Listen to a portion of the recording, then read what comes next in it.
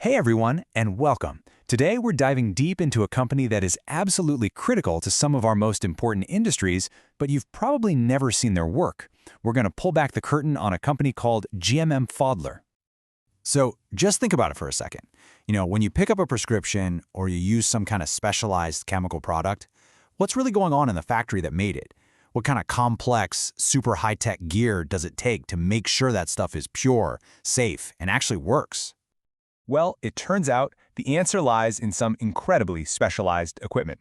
And today, we are meeting the company that literally builds that essential engine for the pharmaceutical, chemical, and even food industries. So here's the game plan. First, we'll get into what GMM Pfaudler actually does. Then we're going to look at how they've built this economic fortress around their business. After that, a quick financial health check, a peek at their future growth plans, and we'll wrap it all up with the analyst's final verdict. Let's get into it. Okay, first things first. Let's pull back that curtain and figure out what is at the heart of this company's business. At its core, GMM Pfaudler is India's #1 maker of really specialized gear for huge industries like pharma and chemicals.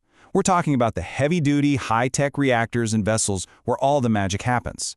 And on top of that, they have a service business for maintenance and parts, which gives them this nice, steady, recurring revenue stream. Now, their key technology is something called glass-lined equipment. It sounds kind of simple, right? A steel tank with glass on the inside. But it is so important. It's a game changer for two big reasons. One, it stops nasty corrosive chemicals from just eating right through the steel. And two, it prevents any metal from contaminating the product. And when you're making life-saving drugs, purity is absolutely everything. So, how does a company making glass-coated steel tanks build such a powerful business? What's their secret weapon? What protects them from competitors? In other words, let's talk about their economic fortress. This company's defenses are seriously impressive. First off, they have the best technology in their niche. Now think about this. Once a big pharma company designs its whole manufacturing process around GMM's gear, switching to a competitor is just incredibly expensive and super risky. So that creates these really deep long-term relationships, a powerful brand, and it's all supported by a service network that basically keeps clients locked in for the long haul. And what's the result of all that? A whopping 35 to 40% market share in India. Yeah, you could say that fortress is doing its job. A strong market position is great, but what about the money? Are the financials actually healthy? All right, let's pop the hood and take a quick look at the numbers. First up, return on equity is sitting at a very healthy 18.2%. To put that simply, for every $100 that shareholders invest in the company, the business is generating over $18 in profit. That is a really powerful sign of an efficient, profitable operation. And when you look at the balance sheet, wow, it gets even better. The company has almost no debt. A debt-to-equity ratio of just 0.12, that is exceptionally low. It means the business is standing on its own 2 feet, not leaning on borrowed money. And you pair that with strong, consistent cash flow, that gives them incredible financial stability.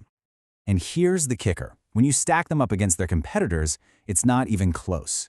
They have an operating profitability of 12.8%, which is way higher than the industry average. They are simply better at turning their sales into actual profit. So, what we have here is a dominant, profitable company with a rock-solid balance sheet.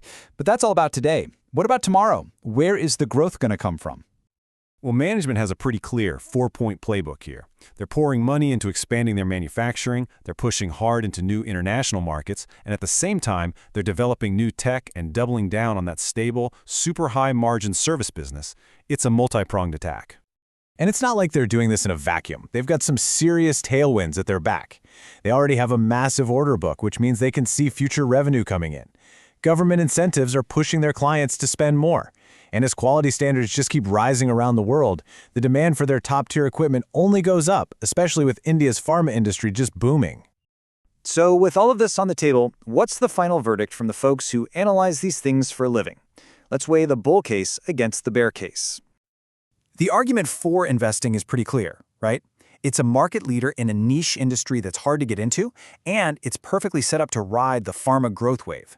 But the concerns are just as real. This stock is trading at a premium valuation, meaning a lot of this good news is already baked into the price. The industry can be cyclical, and of course there's always the risk that they don't quite execute on their ambitious plans. So the analysts ran the numbers using a model to try and figure out what the company might actually be worth.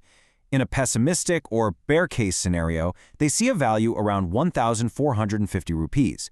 The most likely or base case puts the value at 1,750 rupees. And in an optimistic, everything goes right bull scenario, it could be worth as much as 2,100 rupees. So that gives you a pretty good range of possibilities. So what's the bottom line? The final call from this report is a buy, with a target price of 1,950 rupees. Basically, the analysts are saying that even with that premium price tag, the sheer quality of this business and its future prospects make it a compelling opportunity. And that really leaves us with the big question, doesn't it? For a company with such a powerful competitive fortress and a really bright future, is the main risk not the business itself, but the high price you have to pay to get in the door? Something to think about. Thanks so much for tuning in.